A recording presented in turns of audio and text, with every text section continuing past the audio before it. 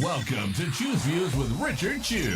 Get ready to dive into a world of insightful conversations and thought-provoking discussions. As progressives, our job is to have an all-inclusive, full-on assault with all of our players. A show that will focus on moving our political, social, economic, gender, and cultural conversation forward. And all of our players means all of our players. It's Choose Views. And now, here's your host, Richard Chew. Good Monday morning, progressives. Welcome to the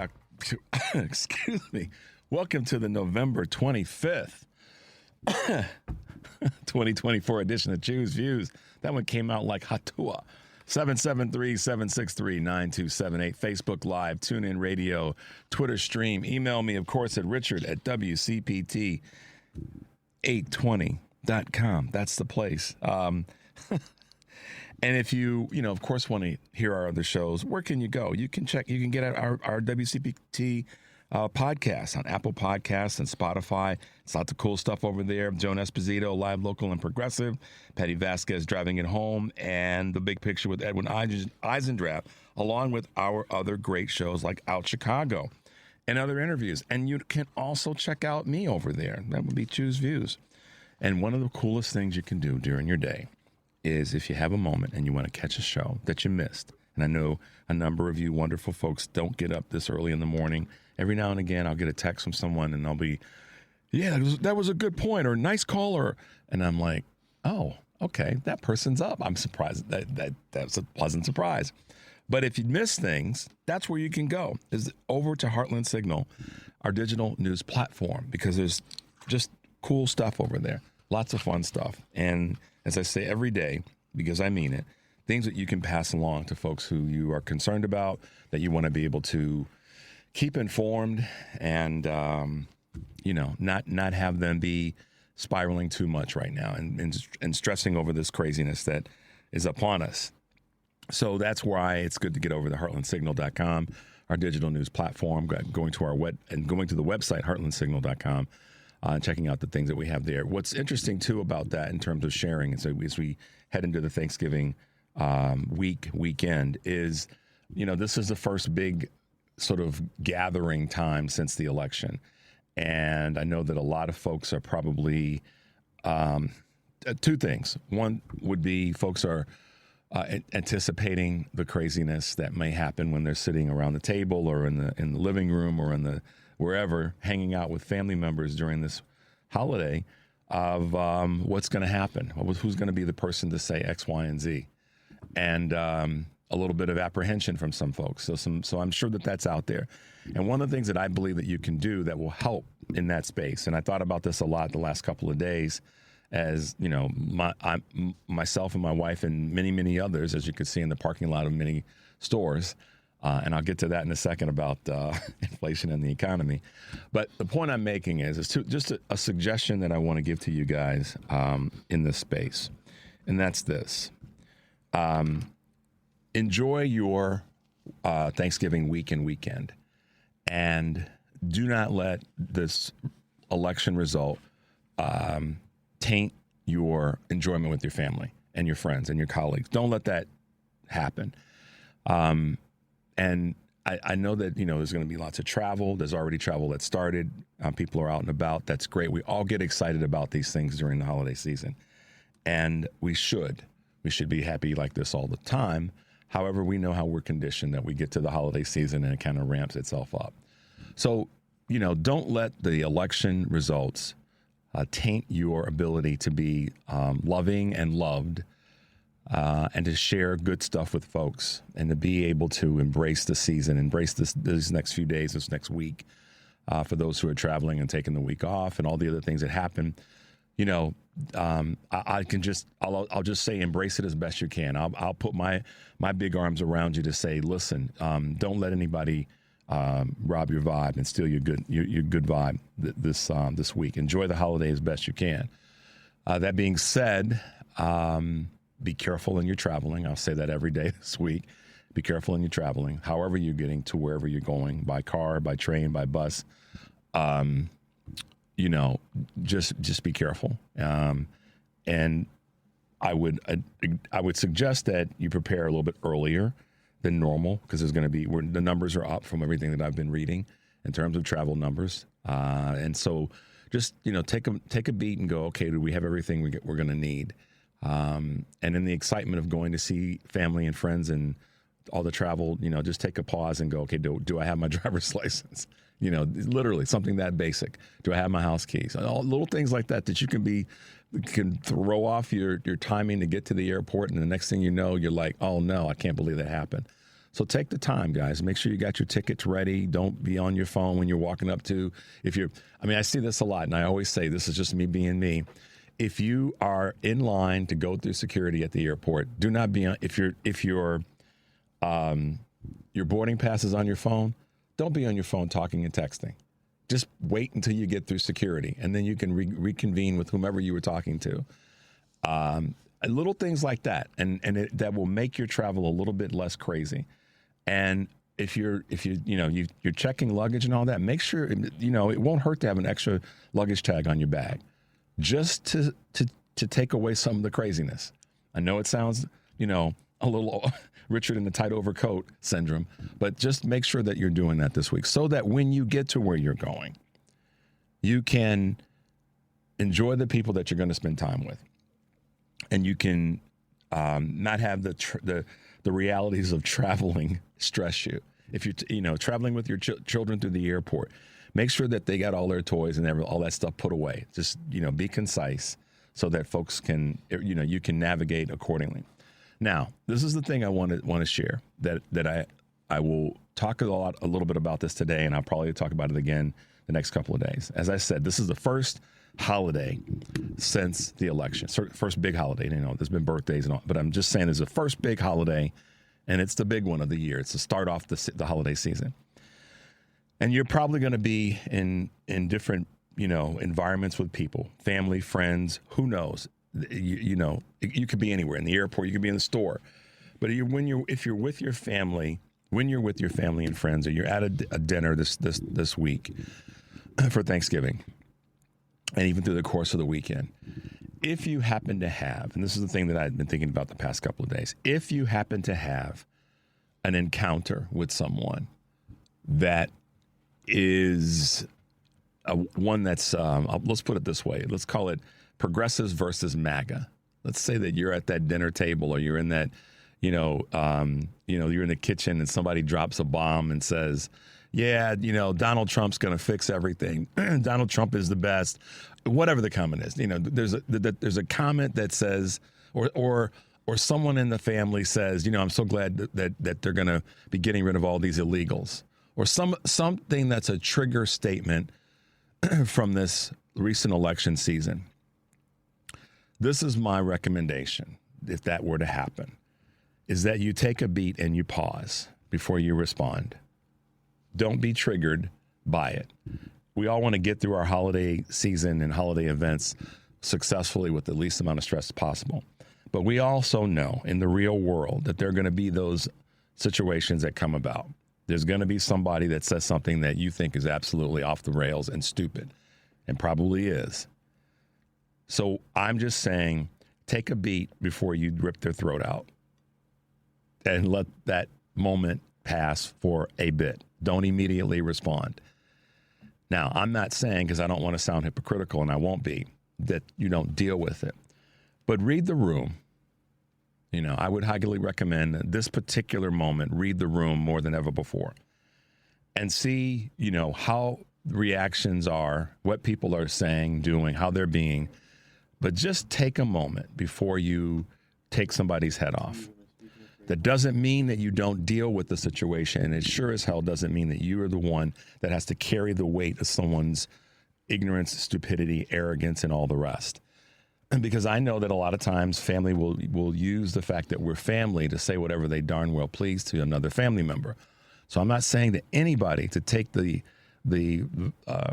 verbal, assault or whatever from anybody, family, friend, whatever, in these next few days. What I am saying is take a beat and read the room. And if it makes sense to say something that's to be said, then say something that's countered with fact, or that makes the person stop and think. So, for example, let's just talk about deporting people. If someone at your gathering says, yeah, I'm glad that Trump's going to deport all these illegals, maybe ask the question, how are they going to do that? And just shut up and let them answer it. Maybe answer the question with, which illegals are we talking about? The ones from the southern border, the northern border, from Europe? Just ask a question. And my salvo is going to be, rather than just go after someone, but still be able to deal with the things that you find to be distasteful, maybe ask questions. And that's why I say go to Heartland Signal, look at some of our articles, some of our previous shows, and all the rest, or send me an email. But I'm going to say to you guys, ask questions, so whatever it might be. I'm sure glad Trump's going to bring gas prices down. Ask, how's he going to do that? I'm excited that bless you, eggs and bacon and bread and how's he going to do that? Just ask the question, because then what you do is you don't get caught up in the battle. You put it back on that person to have to answer a question.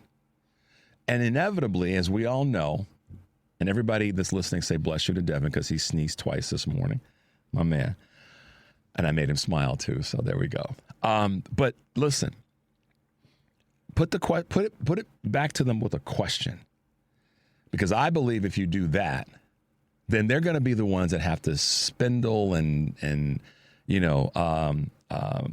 pull their own string doll. What are those things called? That you pull the doll where you pull the string. I can't think of it. That's bless you. See, Devin's he's got that. He's allergic to me is what it is. But I'm going to talk more about this. We have to go to a break. So stay with us. The number, of course, is 773-763-9278. We'll be right back. Good morning. You're waking up with Richard Chew. Good morning. Good morning. Good morning. We're live and ready to hear from you. Text or call us now at 773-763-9278. Same number. Simple as that. Let's get the conversation going on WCPT 820, Chicago's Progressive Talk. Hey guys, welcome back to Choose Views, 773-763-9278. Let's hit you guys with some Choose Views news, and then we'll circle back to our Turkey Day conversation. Thanksgiving dinner prices drop. American consumers feeling the burden of higher grocery prices have some reason to give thanks to this year. The cost of traditional Thanksgiving dinner has decreased, largely due to a 6% drop in turkey prices as more people opt for alternatives such as pork and beef. The average meal for 10 now costs $58.08, according to an annual survey by the American Farm Bureau Federation, down from $61.17 last year, but still 19% higher than pre-pandemic. The cost of hosting Thanksgiving remains a concern for more than 4 out of 10 respondents in the recent survey by Deloitte. Premium travel lifts big airlines, meaning premium travel is expanding. More people are paying up for a more comfortable flight, and it's proving to be a boon for major air carriers Delta and United, according to the Wall Street Journal. They found a winning strategy in carving up cabins and charging extra for every amenity. Two airlines captured nearly 85% of the U.S. airline industry's profits for the first 9 months of this year. Budget carriers like Spirit are pivoting to upscale options to stay competitive. As demand for premium seating rises, airlines are adding more first class and extra legroom options while also testing tiered services in business class. The cost of returning to the office, the true cost. By now, you likely know what the return to the office has cost you in terms of time. More spent in the car and less with family, perhaps. But did you know what costs what do you know what those costs are in terms of cold hard cash? According to the Better Up survey, American workers who've been required to return to the office spend an extra $561 a month doing so. The combined cost of transportation, child and pet care, and, quote, domestic assistance add up to as much as the average two-person's household monthly grocery bill. But nobody's talking about that when they talk about the cost of living right now. This is finally starting to come out. Mid-price brands are being squeezed out, while generations of shoppers may have been inclined to grab Kraft mac and cheese, loves diapers or Band-Aid brand bandages due to brand loyalty or sheer habit, Americans are increasingly opting for either cheaper store brand items or higher priced premium offerings, leaving the mid-budget classic products lingering on the shelves. So it's not always branding, guys. It's about what your budget says. While the shift is partly due to inflation and a wider range of products, brands bear some responsibility. Last year, national brands hiked prices considerably more on average than private labels. To win back customers, legacy brands have been experimenting with new flavors or premium lines of old reliables. And Social Security outlook is a little cloudy. Just over half of Americans say they plan to lean on Social Security benefits when they retire. But 73% say they're concerned the lifeline won't be there when they're ready, based on a new survey from Bankrate. They're right to worry. Unfortunately, the federal report issued in May estimates that Social Security may not be able to pay full benefits starting as early as 2033. Bankrate senior economic analyst Mark Hamrick describes Social Security's future as, quote, cloudy, and he calls on Americans to be more actively engaged in their financial planning since lawmakers aren't doing enough to shore up the program. I wouldn't agree with that last part. Lawmakers, they're not the specific lawmakers that are not. Republicans are the ones that are causing the garbage, and this new administration wants to further that. So I don't believe that when as much people want to say, as some people want to try to say that Trump's going to do okay, he's not going to hurt the economy that much. If they yank Social Security and Medicare, that's going to be driving a truck through the economy. Income on one side and expense on the other, it's a recipe for not goodness.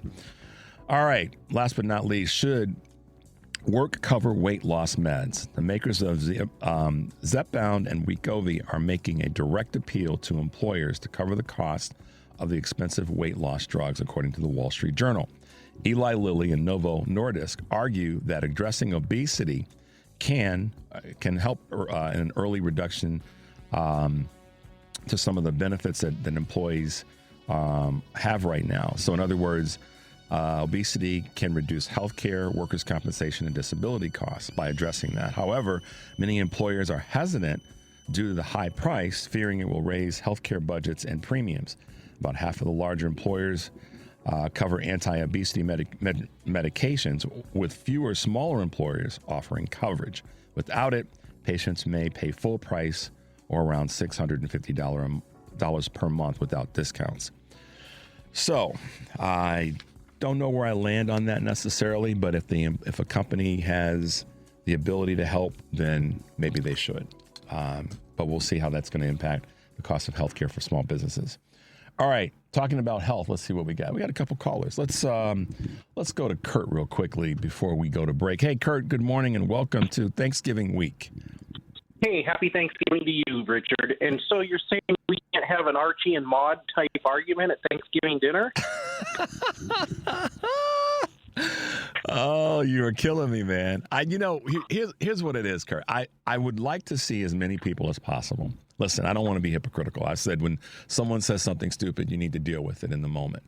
And I think that this holiday season, more specifically this holiday week, that it's going to be coming at certain people depending on where they live and what their family makakeup is.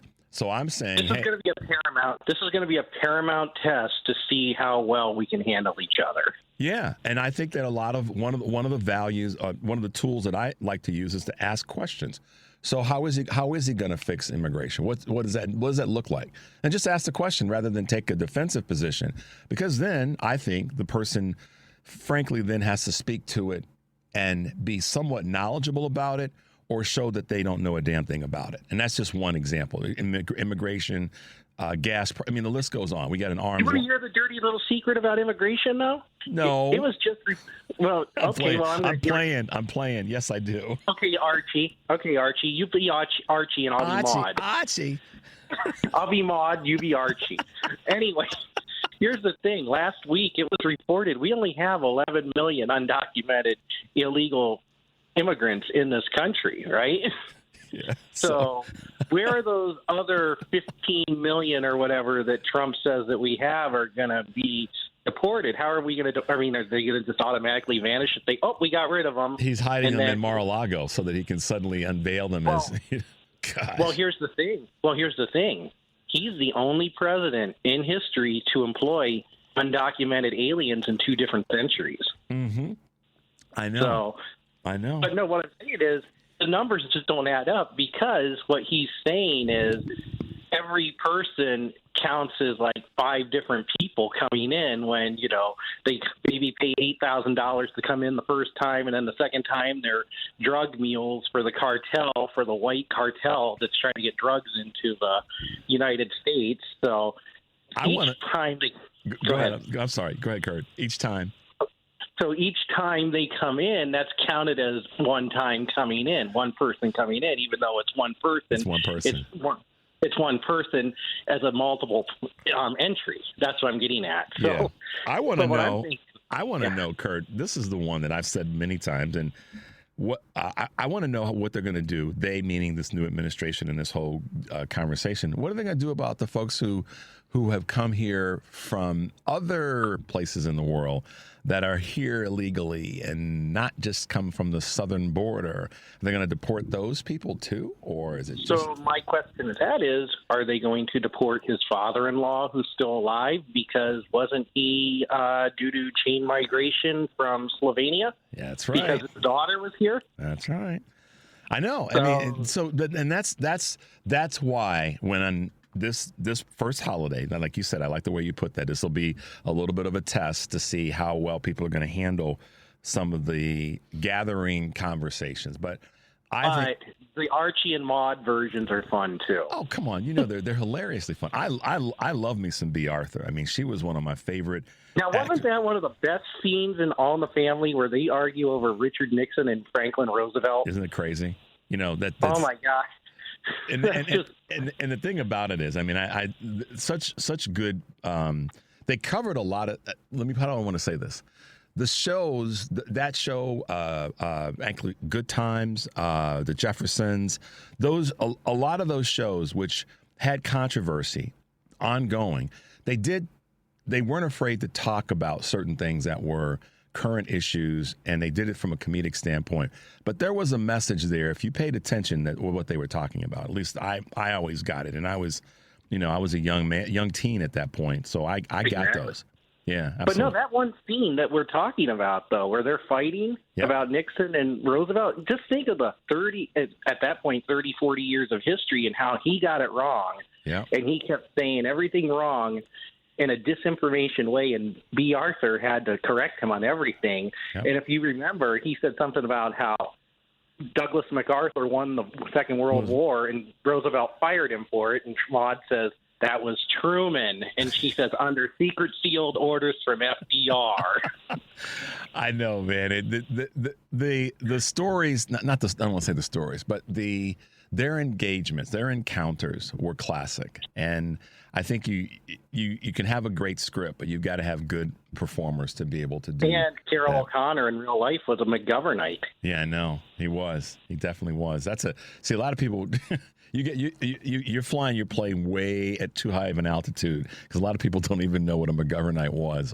So, but that's all right. He actually voted. Let's put it this way: he actually, even though Archie Bunker supported Richard Nixon in 1972, the actor who played Archie Bunker, Carroll O'Connor, for all you young folks, Devin, out there, he in real life supported George McGovern. Yeah, he did. Yeah, so Carroll O'Connor was and B. Arthur was a very, very strong progressive, so. Oh, heck yeah. It's kind of like that whole Jack Lemmon and James Garner in My Fellow Americans. Jack Lemmon played a Republican, and in real life he was a Democrat. Yep. James Garner played a Democrat and was a real life Republican. So well, actually, no, James Garner in real life you're talking about Rockford Files, Jim Garner? Yeah. He was a Democrat. I'm positive. I'm positive of that. He was not only was he a Democrat, but he was also a very strong civil rights progressive. I mean, he marched with the notables at the time. He was a very there's a lot of Republicans, but I'll defer James Garner to you then. Yeah. But I will say a lot of these people who were in real life political polar opposites of a character, they knew how to act. They knew how to play that because they knew what those people on the polar opposite were like. Bingo. And it's like you said the other day about the craziness of Justine Bateman versus her brother, Jason Bateman, and then but the polar opposites of the characters that they played. She and Michael Fox, Michael J. Fox. So good point, man.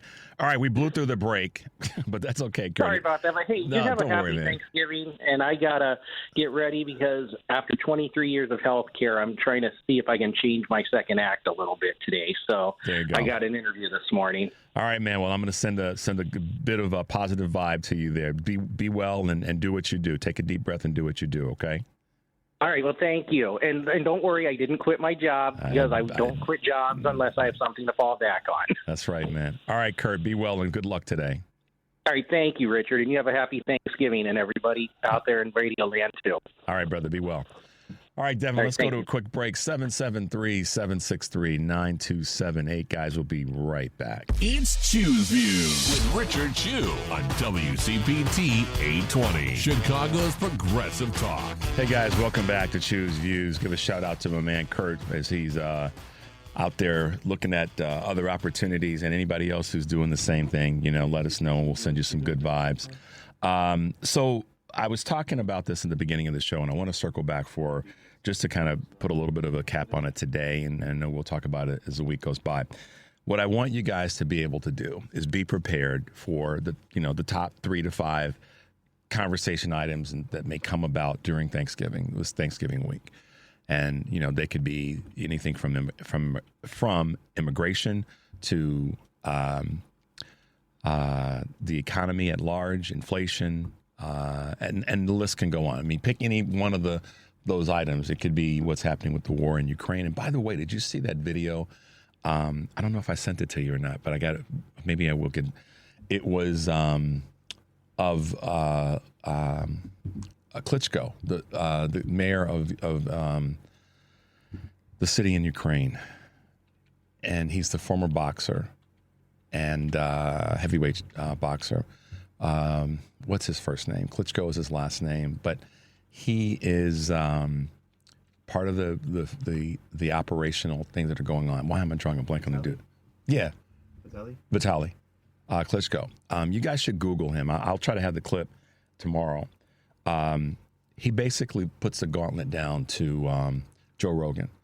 Joe Rogan is talking about, and this is a little bit of a sidebar only because I mentioned in terms of things to be prepared to talk about this weekend.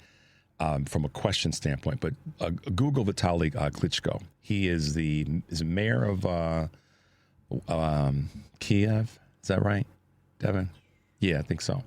But anyhow, he put a video out because Joe Rogan was it lost his mind, and Vitaly Klitschko is the mayor of Kiev. Thanks, Devin. And it's a very good minute. It's about a minute long. If I can pull it together for you guys, I'll have it for maybe tomorrow.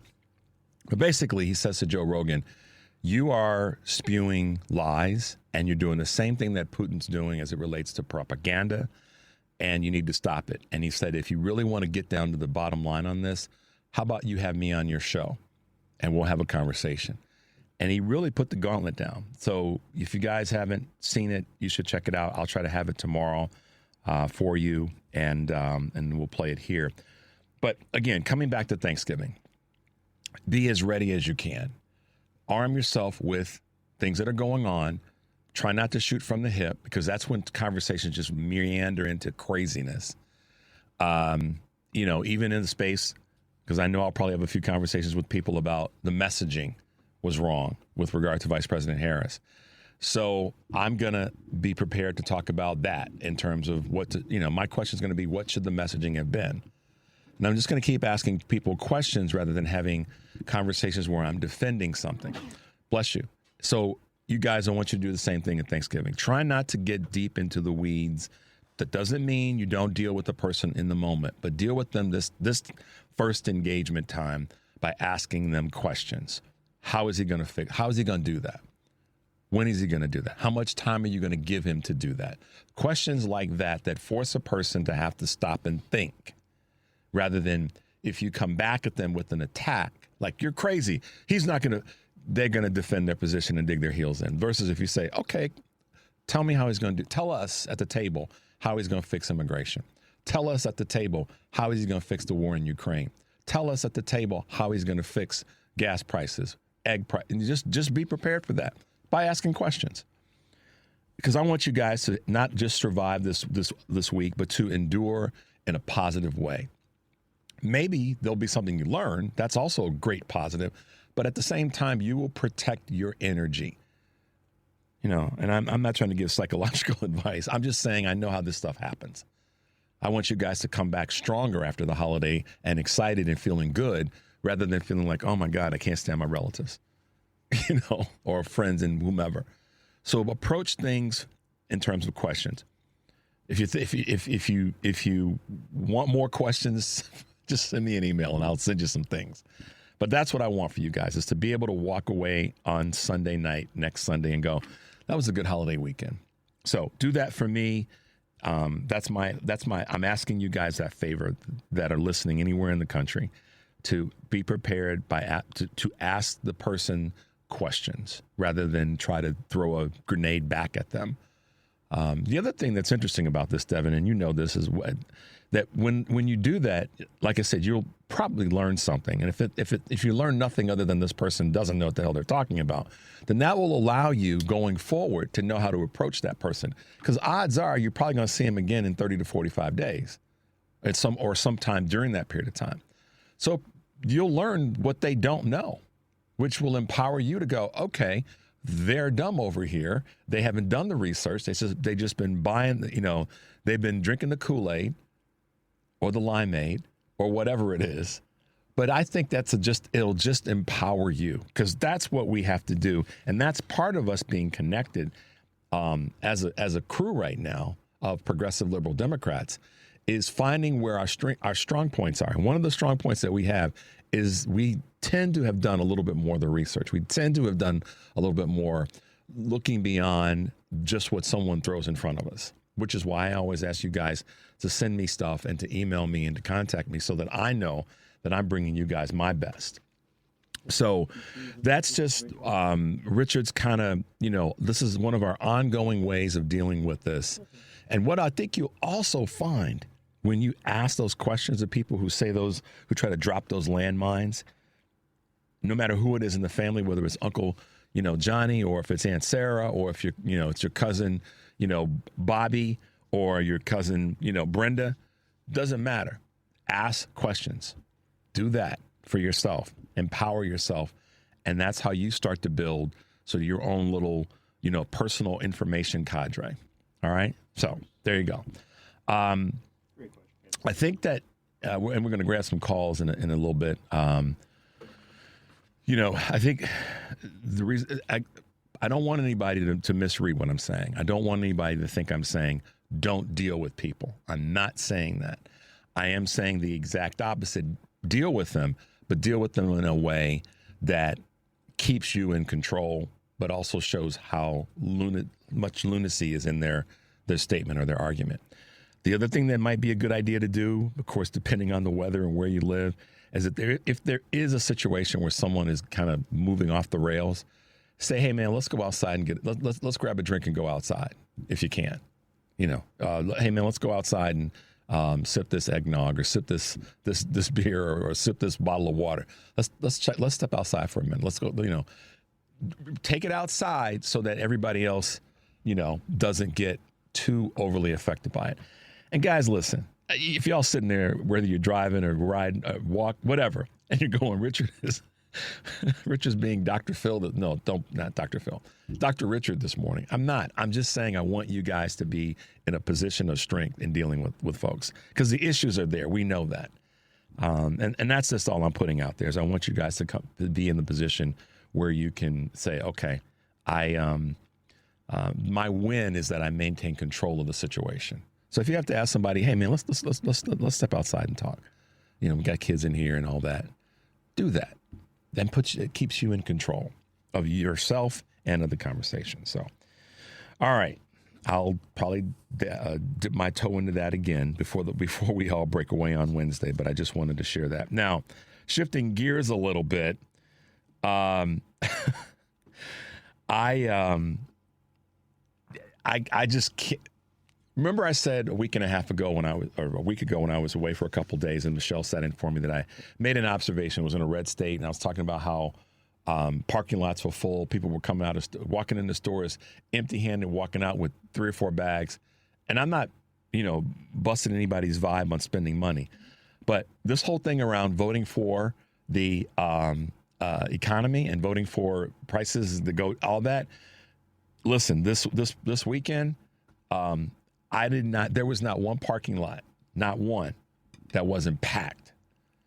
And as we should be celebrating during the holidays, the people who were in downtown Chicago for the Lights Festival was off the chain. It was crazy, y'all. Last year, it is always, but it was, I'm going to say there were more people out this year. And Devin's nodding his head like in an affirmative way. So he must have made the observation as well. I was working the event. It was crazy crowded, and leaving traffic, you had to leave, I guess, an hour before the parade started to get out at a decent time. Yeah, so you get there for 15 minutes, then you turn around and leave right. And it's not, and he's not, I know he's not just talking about car traffic. He's talking about foot traffic as much as anything. Yeah, see, he's dying in here now. Speak to that. So I got off. I took the blue line. I think I took it to Clark and Lake. Oh, Lord. I was trying to find the closest one to get to, I had to we all were meeting by the Apple Building, NBC Tower. And I was I'm on the phone with the girl there, and I'm like, I'm getting ready to start tackle people because it's just, getting around there. They had police out there getting ready to close the bridge down. And I'm like, I need to start sprinting or else it just is not going to happen there. And, restaurants, there was a Chipotle, a chain restaurant with a line wrapped around the corner. And side note, Richard, if you're going down to the city and you're eating at a chain restaurant, shame on you. There's There's all so many other great places to go to. That are local there, but it's so much restaurants are packed. The coffee shops had lines. It was just so busy, outside, inside.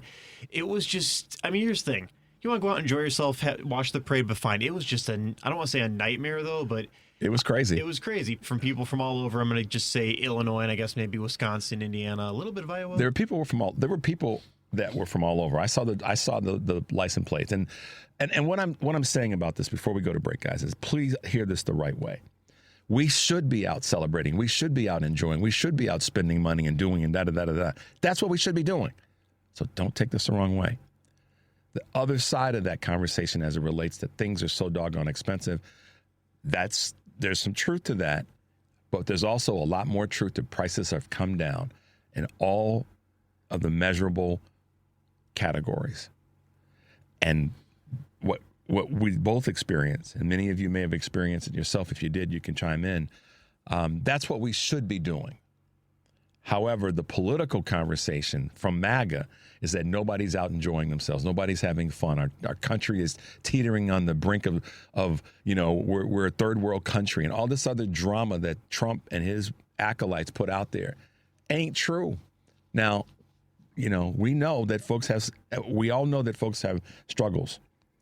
But in the bigger picture of this, that lie that was told repeatedly is clearly a lie, and too many people bought it.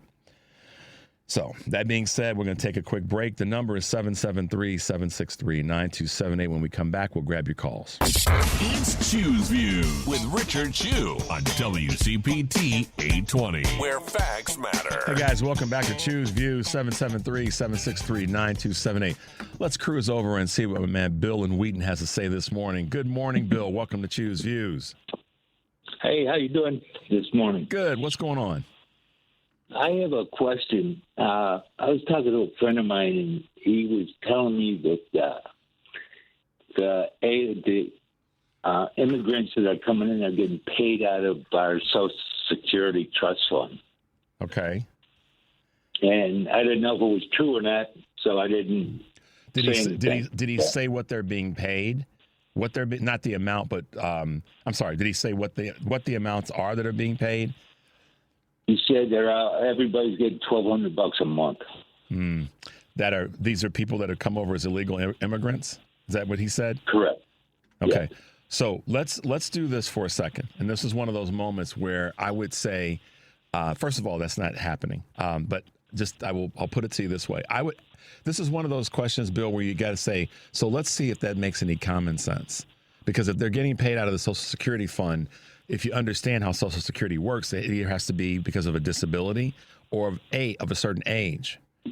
So then, from a common sense standpoint, how is a 25-year-old that is able-bodied and illegal, in the sense that we talk about the rules, actually going to, from a common sense standpoint, forget about the laws, would be eligible to get Social Security at $1,200 a month?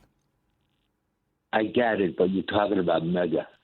So it was right? No. I'm not putting that on you. I apologize. That came out. I apologize. No, I understand. That came out the wrong way, Bill. That's the question. That's how we would ask. How we would position that. Someone says that to you, the next couple of days or at any time, frankly. Say, well, listen. Do you understand? Well, yeah, we all have to get ready for Thanksgiving, right? Yeah. So that's how I would approach that. If you and I were sitting, chopping it up with somebody, and they said, "Hey, Bill. Hey, Richard. Did you know that?" And then said what you just said, I would say, well, let me ask you a question. Where are you getting that information from first? So make them answer that question. Where are you getting that information from? They come back with, well, it's what everybody's saying. Who is everybody? Then I just keep going down that road of prove it to me rather than me defending it. But then another question you could ask, and anybody could ask this question, is, do you understand how Social Security works? What two of the triggers are for Social Security? One of them is disability. Right. The other one is age. And if they're quote, as that person denoted, Bill, illegal, then how are they getting, what do they have as from a documentation standpoint that would allow them to apply in the first place? So that's it. But good on you for bringing that up, because that's what we want to do. That's how we want to approach it. It's with questions. Well, exactly. Yeah, you were right. You don't get anything by arguing, and I have a tendency to shoot from the hip, so you're correct. Listen, Bill, I'm loving you on that, because I do that myself sometimes, and I have to catch myself to be totally transparent, to not shoot from the hip, and what I mean by that is not shoot from the hip without fact, but just sometimes fire back at someone.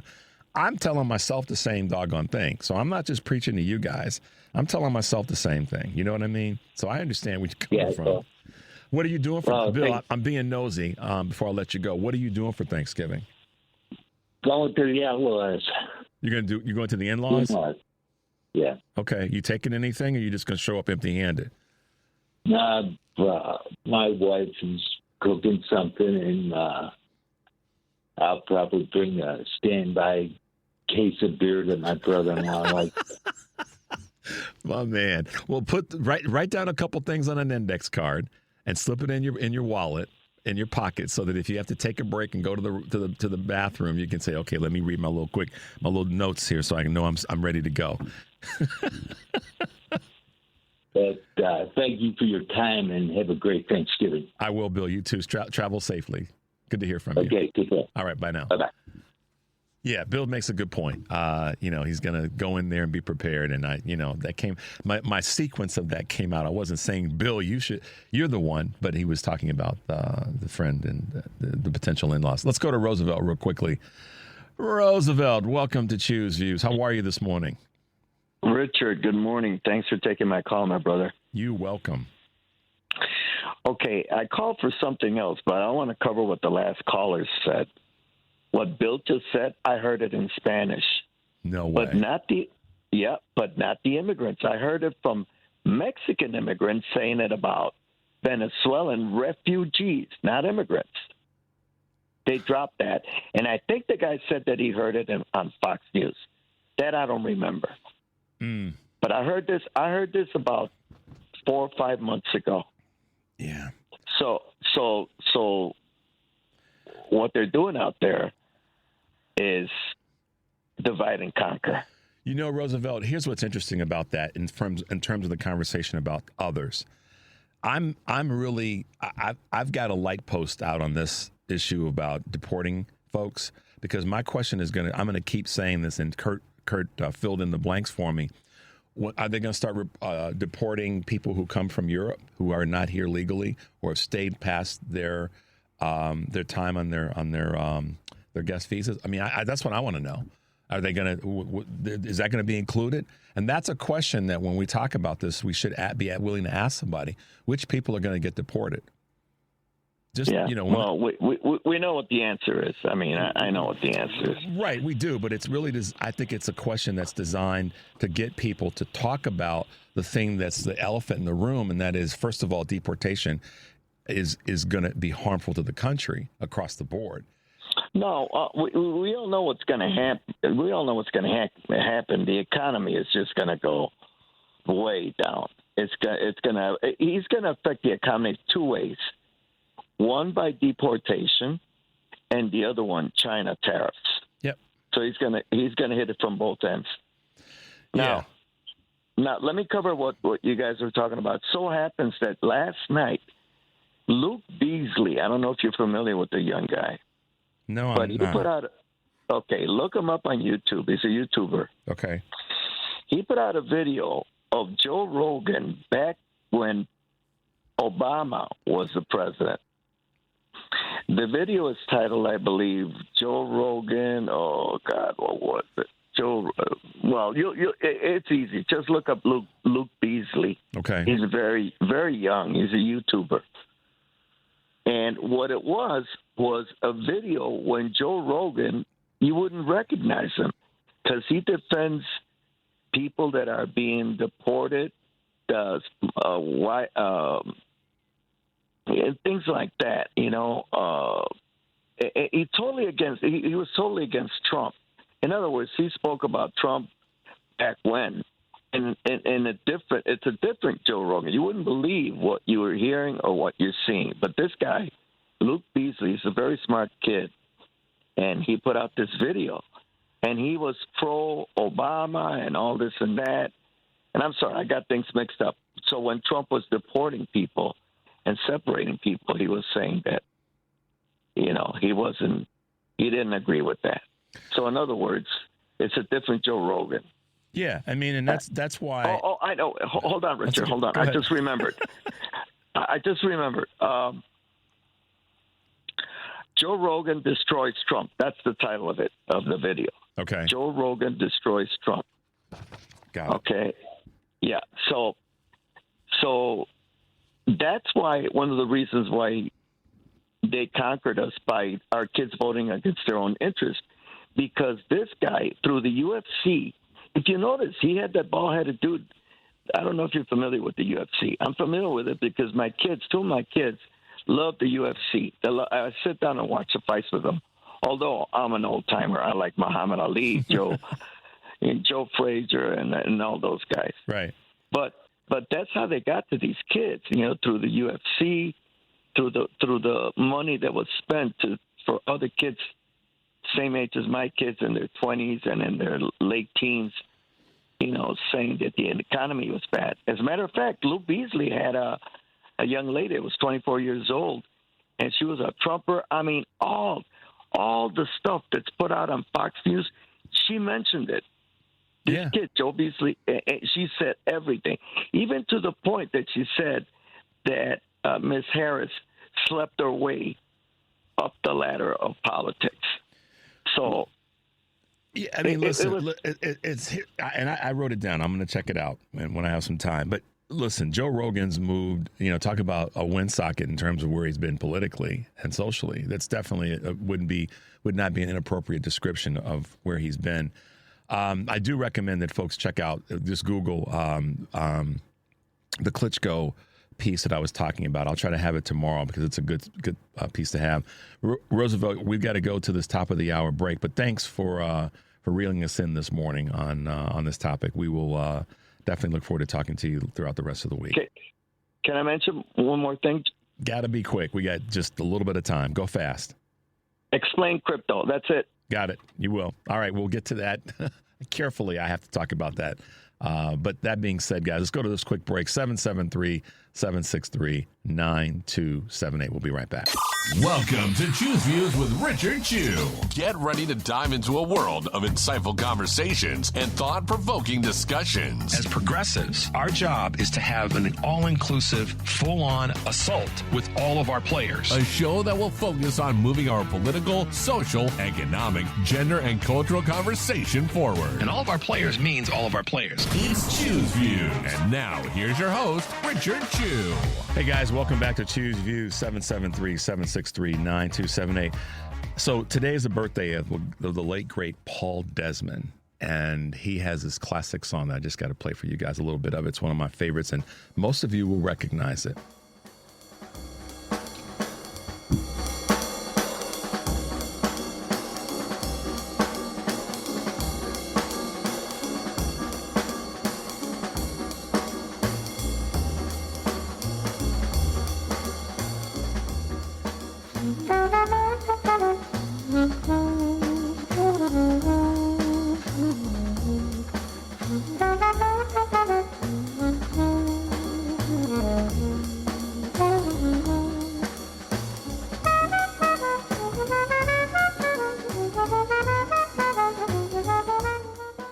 So in case you probably recognize, many of you recognize the song. You may not recognize the name. It's called Take 5 by Paul Desmond. Today is his birthday, late, great Paul Desmond.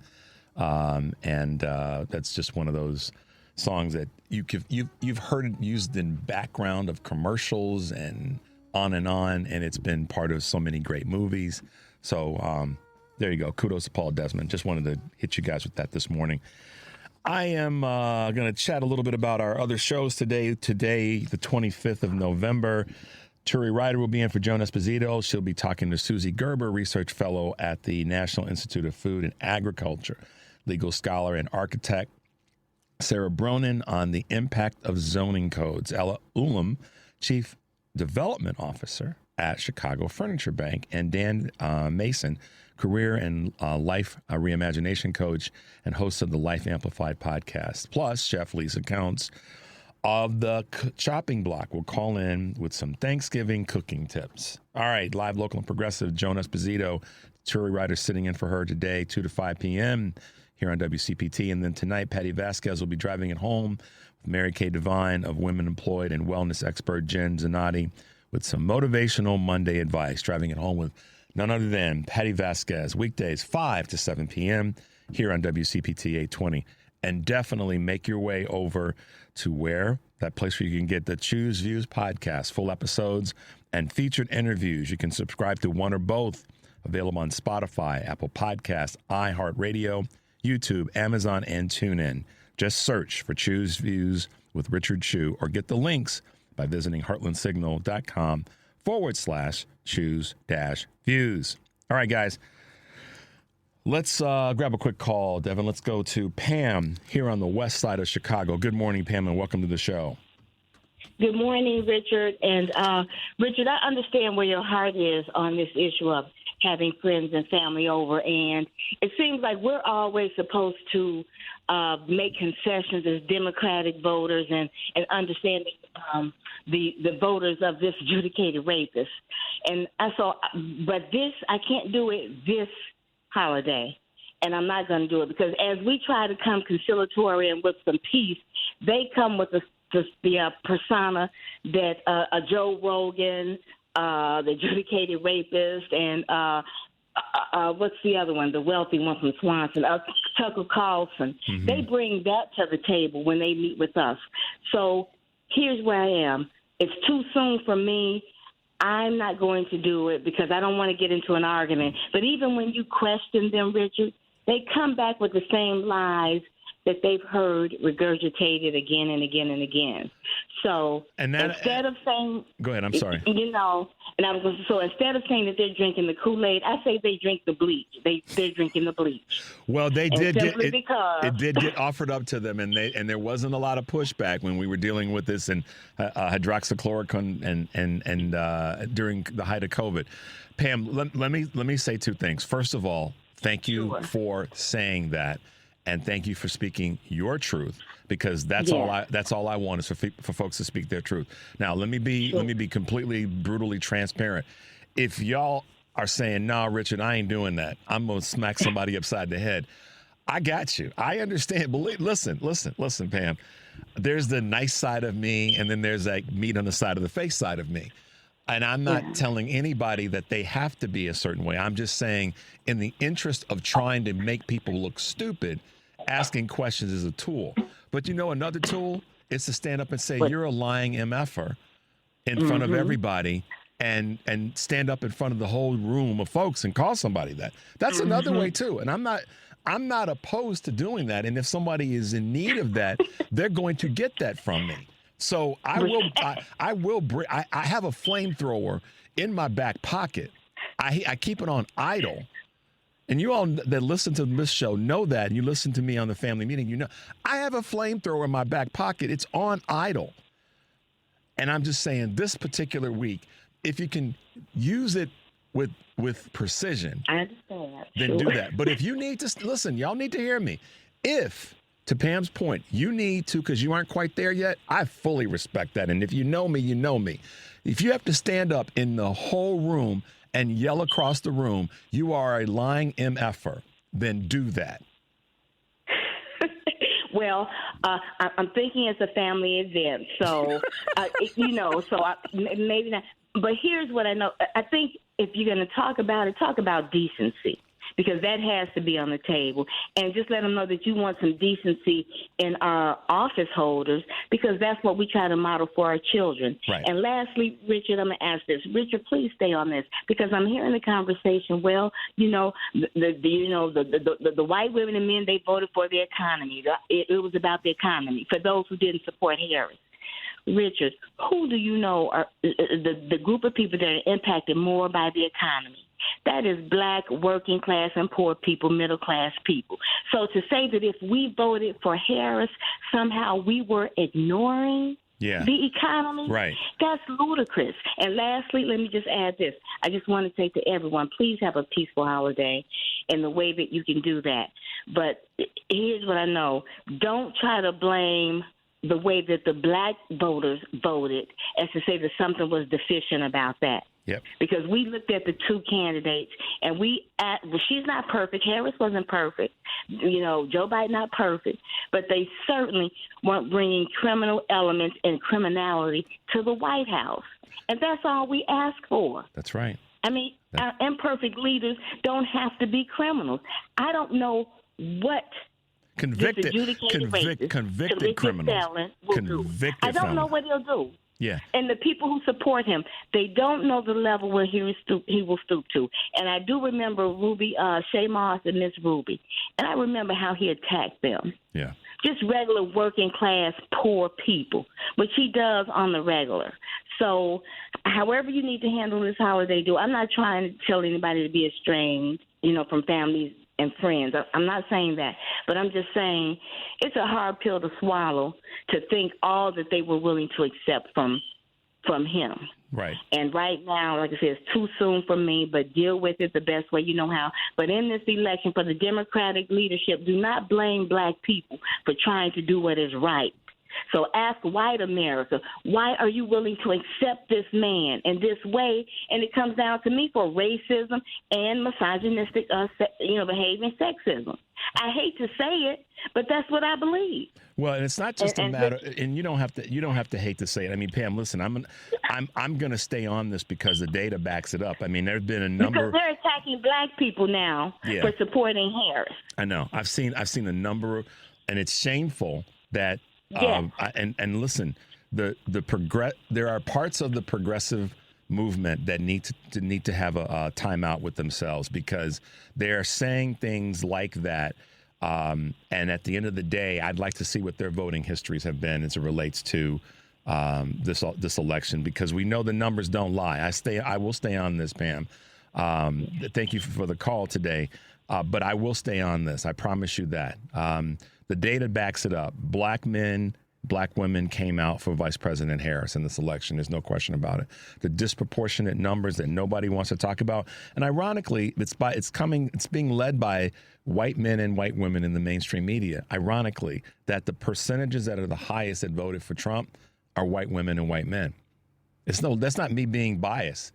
If I'm being biased about anything, I'm kind of soft pedaling, which I think is why Pam kind of poked me a little bit to say stay on it, because that's the truth. And if anybody's got a problem with that, the problem's not me. Look in the mirror and ask yourself, like I said the day after the election, and I will say it a year from now, what did you do beyond just running around saying, "Oh yeah, you know, I'm going to support Harris"? Did you do extra work? Did you leave it fully on the field? And I understand all the peripheral items, like was there tampering with the machines and the technology? I get all that. I'm asking how many people in your family, and this kind of circles back to my Thanksgiving conversation, how many people during Labor Day did you dress down or ask them questions about why they were believing this garbage that was coming from Trump? Or did you just let it slide because you didn't want to, you know, upset the Labor Day family gathering? So, you know, the folks out there who are starting to test Democratic black voters to say, "Oh, you guys, you know, how could you have voted for her? How could you not have voted for her?" is a better question. And more importantly, if you voted for Donald Trump, I got issues with that because you said openly that I'm willing to do something to harm you, Richard, and harm Devin, and harm many, many, many, many millions of other people. You openly said that. And we're going to take a break, and when we come back, I'm going to play a clip that you all need to hear. So the number is 773-763-9278. We'll be right back. You're listening to Choose Views with Richard Chew on WCPT 820, Chicago's Progressive Talk. Hey guys, welcome back to Choose Views, 773-763-9278. Send some love to Devin because my man is struggling with his allergies this morning. Yeah, I'm putting his business in the street. That's because I care about him. Look, what Pam said is spot on. Some folks are not there yet, and I respect that. I really, really do. So I present the idea of asking questions because I want you to not take somebody's. I think I prefaced it a little bit, Devin, by saying I don't want you to rip somebody's heart out or throat out for some garbage. Because I'm Eric Grant and I are in the same camp on this. It's like, how do we deal with these folks who are of that mindset? And you know, we just have to work our way around it as best we possibly can. So. Don't take any heat from anybody, and be prepared be prepared for the conversations, but be prepared in a way where you have got data, and don't let yourself get overly frustrated. Just be ready to sort of say, that's crazy, and also be ready to ask questions if you have to. So, in any event, guys, I got a couple clips I want to play for you guys as we work our way through the shoe. Are we good? Let's play the Concerned American. Well, it's 2 days after the election, and yesterday I had a really hard time trying to pinpoint why I don't think I've ever felt more heartbroken and hopeless as I do now. There have been a lot of times in my life when I've been disappointed, when I've been depressed, when I've been angry, but I have never felt these things to the depth that I felt yesterday. But I gave it some thought, and I think I figured it out. The reason I'm so heartbroken, destroyed, and absolutely disgusted with the results of this election is that it invalidates everything I have ever been taught about how I should live my life, and everything I've tried to teach my kids. So it's an absolute betrayal to realize at 57 years of age that when it comes really down to it, over half of this country really doesn't value the notions of being kind, being generous, loving your neighbor, being accepting, having empathy, showing understanding, being truthful, being ethical in business, being sensible and level-headed, not being a bully, not being selfish, and not being a total. And because I've been taught these things my entire life, it's really easy for me to see that Donald Trump is a vile and despicable human being. He exhibits everything that I have been taught to set my sights against in order to be a good, functioning member of society. But now, over half our country supports this person and believes that he's the one who's going to make America great. Well, hey, here's a secret. Someone who has worked so hard at sowing discord is never going to do anything to unite us. That's his big lie, because he doesn't benefit from Americans coming together. He and all the Tucker Carlsons and Alex Jones out there, they profit from the rage that they're able to manufacture. So don't tell me it's okay if we disagree, as if this is akin to our individual preferences for wine or toilet paper. This is not a simple disagreement. This is you telling me that the values I've held dear my entire life have no meaning or place in the real world. This is you telling me that I should be shrewd, deceptive, cruel, and intolerant. This is you telling me that the type of person you really admire and look up to is a rich, entitled, narcissistic, criminally convicted grabber. And if you're one of those guys out there that likes Trump because, well, he says what's on his mind, he tells it like he sees it, he doesn't have a filter. Yeah, sometimes you need a filter. There was a time, not that long ago, when being a wasn't cool. If you were a person, you just kept a lot of that to yourself, and society was all the better for it. But now it's all, let's make America great again. And what I'd like to know is, what specific time in American history are you talking about? What year exactly? Because for a lot of folks, this right now, this current time in American history is the greatest. And you know that. And for some reason, you don't like it. It's like this crazy idea that giving certain rights to someone else somehow takes some of yours away. Or are you just pissed that you're not special anymore? And so you can feel special again, you'll be more than happy to drag us all back 70 years when our black brothers and sisters had to drink from separate water fountains, or back when if you were non-straight, you had to stay in the closet. Personally, I'd like to go back to a time when had to stay in the closet. And don't tell me, oh, don't be stupid. You're getting it all wrong. It's really about none of that. It's really about the economy. As if that excuses the behavior. You're willing to overlook all the other fascist rhetoric because all that's doing is showing your wives and your daughters and minorities and LGBTQ and other marginalized groups that you're completely willing to throw them under the bus as long as you can save 5 cents a gallon on gasoline. Did your stock portfolio get a bump yesterday? Well, good for you. Maybe you can sit offshore on your new boat and watch this country burn to the ground. The reality is that as a country, we have the opportunity to take the high road, to stand for something higher than our basest instincts, to stand for equality and fairness, to stand for the overall good of everyone. But over half of y'all kept us from taking it. And the whole world was watching. And you know who else was watching? Your non-white friends, your non-straight friends, your wives, your kids, your daughters. So to anyone who actually does claim to value those higher ideals, you know, the ones I mentioned earlier, the ones we were taught as kids in Sunday school. Yeah, Christians, remember Sunday school? If you claim to hold any of those same values, but are at the very same time enamored with Trump and perfectly pleased with the outcome of the election, me and millions like me deserve a explanation. Hey guys, so, you know, that clip kind of encompasses it in many ways. And we're going to have a lot of those. Let's just be honest. We're going to have a lot of those clips over the weeks and months to come. And I want to be able to share them with you. So if you guys want that one as well, I know that we had JoJo from Jurors last week, and then we had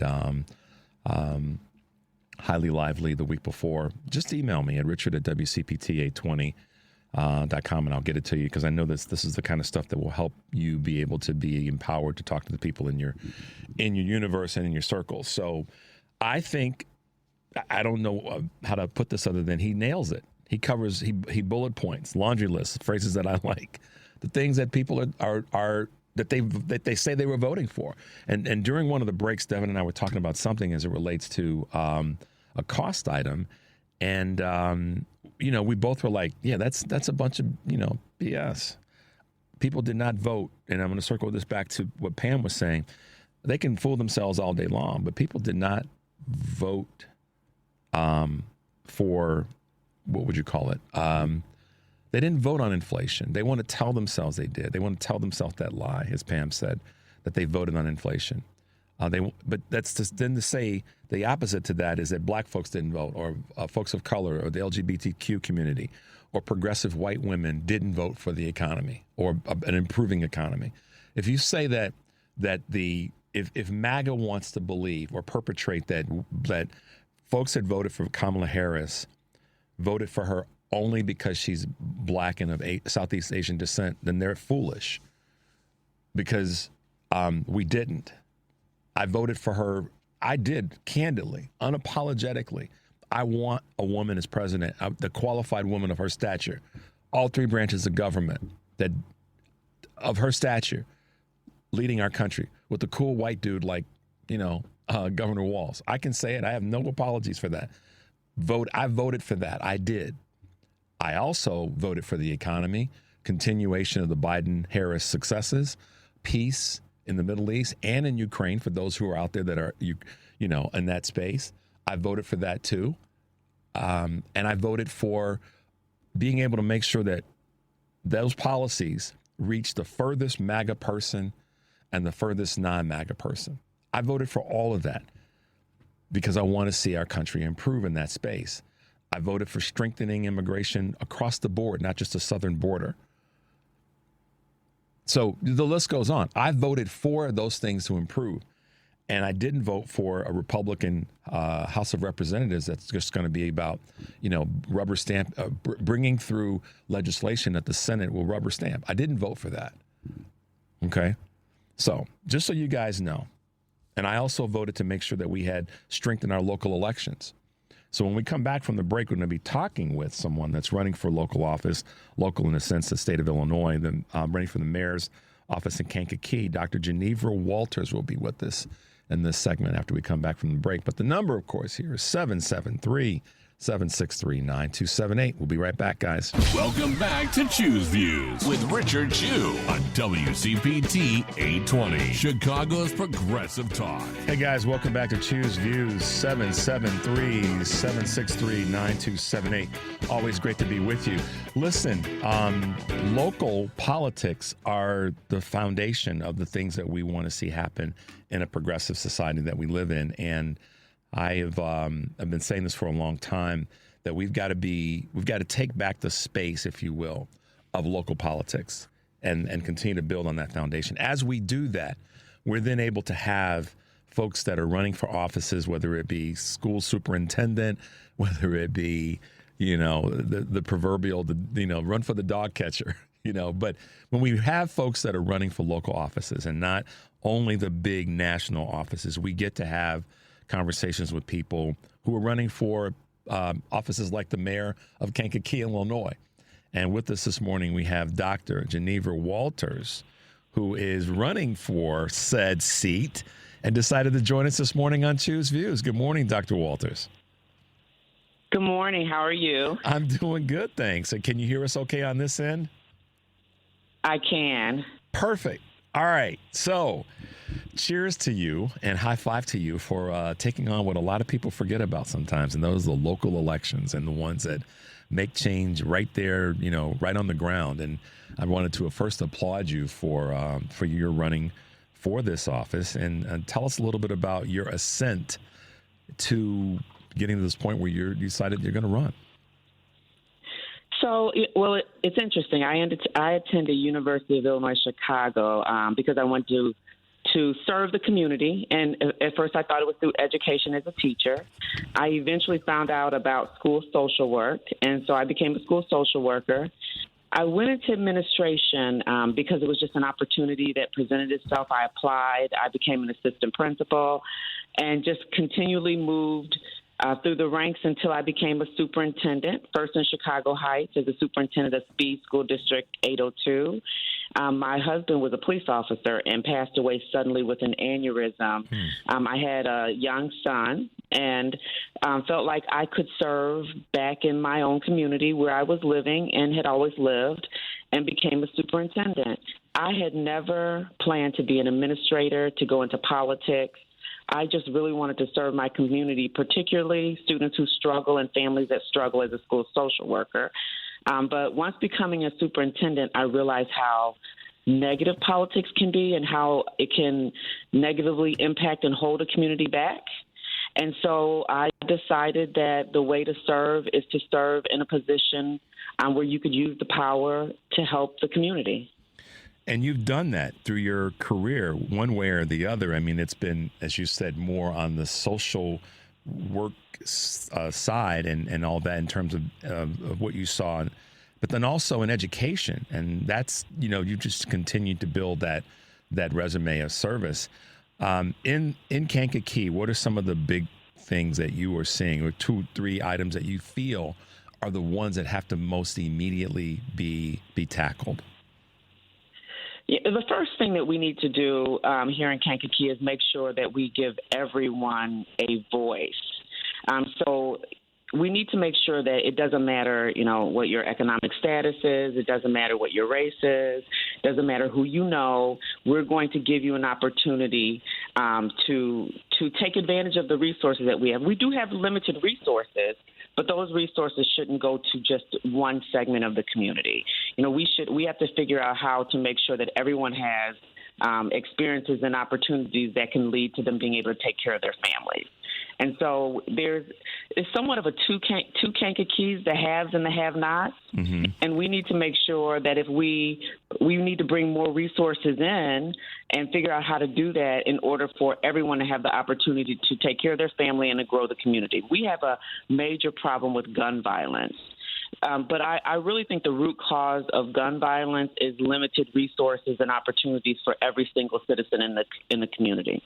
One of the things that I've said so long about gun violence, or the pervasive amount of guns that we have and the activities that come with that, is that if young men and women of any community have something to do, if they have opportunities, to your point, that are resource based, then that community, because of those young folks, it thrives. They're not going to be out, stealing granny's pocketbook and shooting up the neighborhood if they have something constructive to do that allows them to be part of a community. I mean, what are your thoughts on that?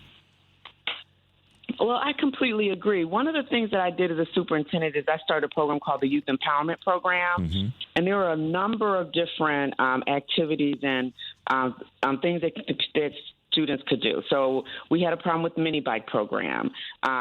We had one at one time, and then we had a problem where young men were riding mini bikes, and the answer to that was to impound their bikes and give them tickets. That literally leads to arrests later in life, which doesn't make sense that a student can get arrested for riding a mini bike when they were 14. And so we started a mini bike program under the Youth Empowerment Program. We started youth employment, and we started mentoring and tutoring. And the most popular part of the Youth Empowerment Program was the youth employment. And these students weren't buying things. They were literally contributing to the needs of the household. Many of those students my son was the starting quarterback and the starting point guard for Kankakee High School's football and basketball team. They were his friends. And by having these opportunities, many of them are right now in college, some with full scholarships, some that still need support from home, which we're still supporting them. And they didn't get into a lot of trouble because they were busy. And they had a lot of opportunities, and they had experiences. We took them on HBCU trips. And last year, Kankakee High School had the highest amount of scholarships because we kept those kids busy. Yes. So you not only, I can say it from a 2,000-foot perspective because it's common sense, but you have created and implemented programs that on the back end, the results are our children are moving forward in their lives, which is, as an adult, that's kind of our primary responsibility. Even if we, don't agree with all the things that are out there, we want to be able to provide them with programs. And you've done a ton of work there in terms of grants and the partnerships that you've had with the state's attorney's office. My goodness, I'm not even going to try to laundry list them, but talk a little bit about the grants, i.e. resources that you've worked to develop.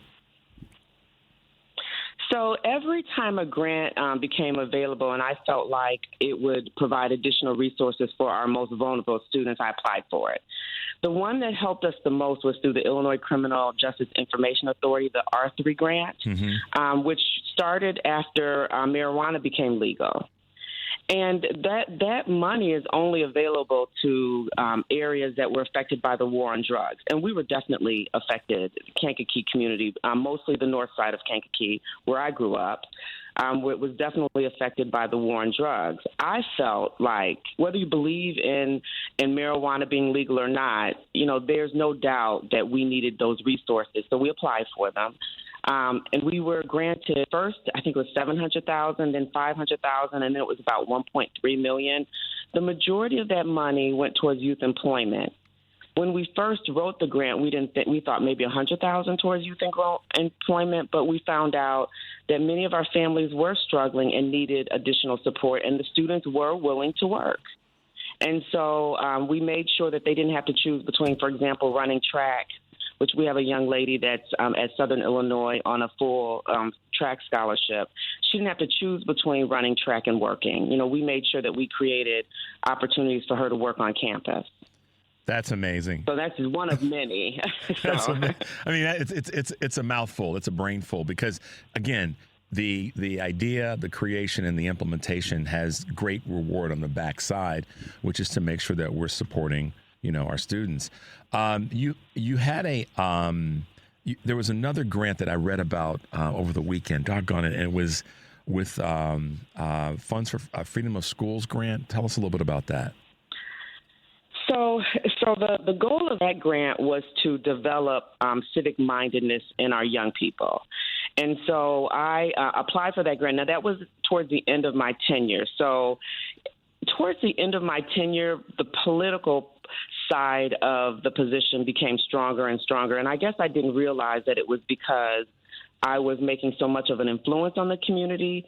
And so there were parts of the community that didn't like the influence that I had. Mm-hmm. Now, in my mind, I'm just serving, but in their mind, I am having so many students and families come to me for advice, for resources, for support. And so then they started demonizing some of my programs and trying to make it seem like it was done with ill intent. So for that program, it did not quite have the impact that I wanted it to have, but it did have an impact. Right. Because for my campaign, young people are the people that are supporting me the most. And I can give you an example. We built a community center. It's not quite used the way I had hoped it be used. It was supposed to be used to support recreation at any age level within the community. It's probably used a little bit more for athletics than I had hoped. But 17 to 20 students went to the school board and wanted the building named after me. And so they pulled it off. It was there's 7 board members.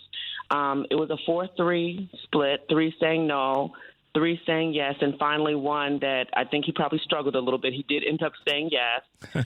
And so the building is named after me, and it's funny because they still struggle with calling it the Genevra Walters Community Center. Wow. So that's when I realized that politics can be used in a way that actually oppresses a community rather than uplifts a community. Yeah. Well, I mean, you've had so many successes, and as we kind of talk a little bit about a few more of those, I do want to ask you about what your integration has been with some of the other state officials here in Illinois. We've got a great, progressive, forward-moving governor.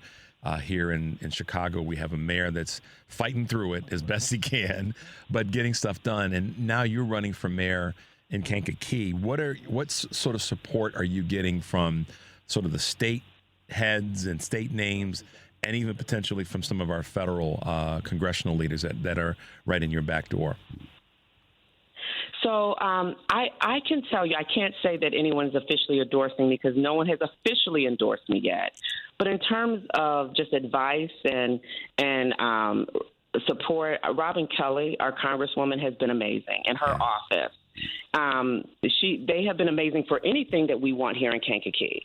If we just need advice, if we need help with women's health or our youth, she's always been supportive.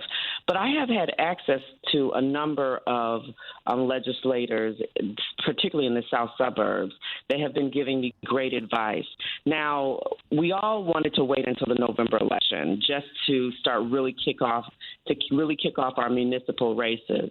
And so in the next couple of weeks, I will be trying to sit down face-to-face and having individual meetings with many of those legislators. I didn't want to tip too much with regard to Miss Kelly because we've had her on the show, but I by geography, I had a feeling you would probably give her recognition. She has been great for the state, and she's been great for local officials like yourself or potential mayor of Kankakee. And she's done a wonderful job. So I wanted to give you the ability to say that rather than me stealing your thunder and hers. But I know my geography and where our districts are. So let me ask you this, Dr. Walters, and we definitely want to have you back because one of the things that's incredibly important is our local offices. And I've been saying this for a long, long time. And certainly since the election, I've, reemphasized how important it is. But so in your closing statement today on today's show, and we'll have you back again, what's the you? What's your why? What's going to make you, in your mind, a good mayor for the city of Kankakee? So as a superintendent, I came in. First, I had to decide would I send my son to Kankakee School District 111. And I came and I walked around the community, even though I'm from the community. I went to a football game, a couple of basketball games. And I see so much potential. And when I hear people talk about our community, they don't talk about the potential. They talk about our weaknesses. Mm-hmm. And so for the last 10 years, I have heavily invested in our students and our families. We spent $90 million without raising the tax dollar, without significantly or going for referendum for additional tax dollars. We put $90 million into our facilities. We invested in our fine arts programs, our athletic programs. We see our students proud of where they come from. They're thriving.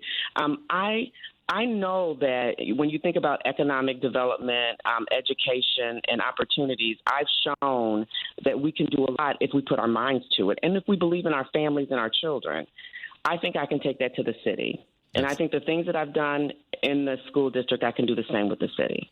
Well, I'm excited for you as a local official running for an office that's important in a community that's important to the region and the greater state of Illinois. Kudos. How can folks find Dr. Genevra Walters and be able to get involved with your leadership? So I am on Act Blue, and fundraising is a struggle for me. I have to realize that I'm not fundraising for myself. I'm fundraising for the opportunity to support and lead our community. But I do have a website, abetterkankakee.me. You can find me on Facebook, just me personally on Facebook. But what I really need people to do is support our campaign through as small of a contribution as $10 can make a difference. We can buy flyers, we can buy mailers, signs, whatever anyone can do to contribute. You can hear me. Fundraising is something I have to work on, but it's important because that's the only way that we can win, is that we have to have the resources to win. Absolutely. Well, we combine the resources with a great candidate that's got a great history and vision for the community, and that's a winning ticket. So, Dr. Genevra Walters, thank you for being with us this morning. We definitely want to have you back on Choose Views again. Wishing you and your family a good, fun holiday this Thanksgiving, and we appreciate you being with us, and we'll have you back again. Does that sound okay? All right. That sounds fine. Thank you so much. You're welcome. Have a great day, and we'll talk soon. Okay, bye-bye. Bye now. All right, guys, we'll take a tiny break, quick 30-second break, 773-763-9278. We'll be right back. You're listening to Choose Views with Richard Chu on WCPT 820, Chicago's Progressive Talk. Hey, guys, welcome back to Choose Views. Check out Dr. Genevra Walters, who's running for Kankakee mayor. Give her some support. Local election, we talk about that, and I want to make sure we're doing our part. Let's go to one quick call before we wrap up. Let's go to Deborah. Hey, good morning, Deborah. Welcome to the show. Good morning, Richard. Praise God. Thank you. Thank you for accepting my call. That was soothing to my spirit, and it's been a long time. The candidate for mayor there, I hope she's still listening. I had come to hear a quote that Dr. King had. It's been less than 10 years that I heard this, where he spoke about his daughter wanting to go to amusement park, and how he felt not only for his child or children, but for everybody else's children. And that's something, Richard, that has been missing. This 66-year-old hadn't had that, living in housing where you had individuals who said that they were with Dr. King, but they didn't care about the children. Mm-hmm. So we have decades, half a century of decades of not caring about our children. So with Dr. King's birthday coming up January, thank God for the candidate. Yeah. And my prayers, and I will try to talk others, and we all try to do something to get her in, because our children have been disinvested in. Richard, thank you for accepting my call. You did me great. Thank you. Have a blessed rest of your day. You too, and may Deborah. God, Matthew 25:40, do the least of these. Well, we're doing it for God. Thank you, Thank Deborah. you. Thank you, Richard. Bless you. My pleasure. That's really, thank you, Deborah, for calling in and sharing those thoughts with us, because she's right. I mean, our children are our future, as a song, I think it was Whitney Houston. So, you know, that's clearly obvious. We were all little rugrats at some point, and somebody reached out and looked for us and made sure we didn't do something stupid. And if we did, they were there to help correct us and move us in a better direction. And kudos to Dr. Walters for having that perspective. And that's why I've said, if young folks, and you know, let's be honest, and in terms of the how do I want to put this? In terms of the use of assets and resources in different communities. Eric Grant and I have talked about this on the family meeting a number of times. You know, what's working in Highland Park will work in, you know, communities that are not Highland Park. What's working in Lincoln Park will work in communities that are not Lincoln Park. And what does it start with? It starts with resources. You know, and that goes on and on and on. It starts with resources, and that's what Dr. Walters is talking about as it relates to the work that she's done when it comes to grants. Now, we know that in this current administration on a federal level, that the resources that are out there to take care, to support communities, not a handout, but to help communities that have been disproportionately disenfranchised, are going to be at risk. But here's a news flash for a lot of people who are running around now saying, and I saw so many tweets to this effect and so many things posted on social media, that the people who in large numbers voted for Donald Trump in this election and voted for the Senate that they voted for and the House that they voted for are about to see in some ways the repercussions of that. Because Devin, I can't tell you how many people I've seen, how many posts I've seen of people that have said, I voted for Trump because he's going to get rid of Obamacare. And then find out that when someone says, well, wait a minute, or they put it this way, I voted for Trump because he's going to get rid of Obamacare. And that's great because, you know, I'd rather see us have the ACA. Devin's rubbing his head. He just, you know, face planted. I'd rather have the ACA, or I like the ACA. Not understanding. I mean, you gotta believe that person just was willfully ignorant. And because Obama's name was attached to it, which, oh, by the way, he didn't do that. The Republican Congress, the Republicans in the House of Representatives did that to taint it up, to dirty it up, to brown skin it up.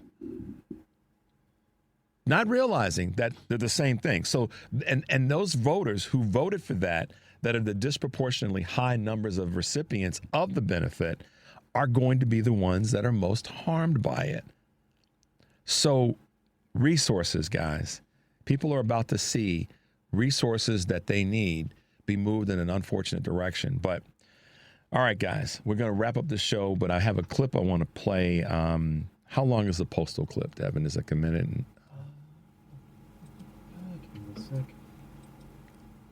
Minute 29. Okay. So listen, as I'm trying to make sure that we are all in a good space and good headspace and good spiritual space as we go forward, and thank you, Deborah, for those wonderful comments. I want to be able to have everybody keep moving forward in this process. And I came across something that I thought would be good for you guys to hear about just doing good stuff for those in your community. Yeah, we got some tough roads ahead of us. And the strength that we find in each other is what's going to allow us to persevere and to come out on top and to redirect this crazy thing that just happened. But I came across this clip. This is a local thing that took place out in Aurora, Illinois, that represents what a young man decided was the best course of action with something that he observed. An older gentleman now that lives here. Yes. He fell down the road there. A suburban mailman on his route finds a neighbor in need of help. And so he sprang right into action. It was Saturday, about 3 o'clock in the afternoon, when Guy was out walking Bentley. And that's when Jalen, who was in his mail truck, noticed that something might be wrong. I was looking in my rearview mirror at him, and he took a tumble. Jalen did not simply call 911. He got out of his truck and helped Guy, who had some very serious injuries. I'm trying to get up at the same time, and Jaden's telling me, just stay down, and you might be hurt and you can't be walking anywhere. Jalen flagged down some neighbors to help and got Guy to give him his home address. Is there an older gentleman now that lives here? Yes. He fell down the road there. Jalen found Marcia and then went back to finish his route. Guy's family posted the story on social media so they could thank this Good Samaritan. I was raised that way. My parents, my family, just you look out for others, you know, in the state that the world is in today, just kindness and grace is all that anyone ever needs. Jalen's selfish act will be recognized by the city of Aurora next week. But more importantly, he has gained an extended family in the Millers, who will open up their home to Jalen's family to celebrate Thanksgiving. I said, what are you doing for Thanksgiving? You have family? Yeah, we said we're family, definitely. I'm glad he's okay, and, you know, it's incredible. So, with all the craziness that we have to deal with, and like he said himself, even me coming to you guys with the sledgehammer sometimes and how we have to deal with these things, that is the part of us that I think is one of our connective tissues. And when I'm really, making sure that I bring you guys, as much as I bring you the stories and the things that are happening and how we got to strengthen and be connected. This is part of what being connected is all about. Being aware, being willing to reach out and help our neighbors. And it's not just a statement, it's a literal situation like this young man Jalen did with this older gentleman. And the unique part of this, and unique maybe isn't the right word, but the part that needs to be talked about, this is a young black man who's a male person in Aurora, a suburban community, helping an older white gentleman. And so for those who are afraid of the other, this is a perfect example of him willing to say, you know what, I'm going to help this man out because he's in trouble. So we have to remember that in the craziness that we're all dealing with right now, is that that's the part that they can't dampen out in us, is what I'm trying to say. They're not going to steal our joy. They're not going to steal our thunder. They're not going to steal our connectedness. And I'm going to do every bit that I can every single day to remind you of that. And maybe sometimes I might remind you from a Richard Sledgehammer perspective, but I'm going to do my best to remind everybody of that every single day. So, all right, guys, Monday, we're getting it started. It's the week of Thanksgiving. We appreciate you being with us. As always, take a deep breath. Make your life count. We'll see you tomorrow.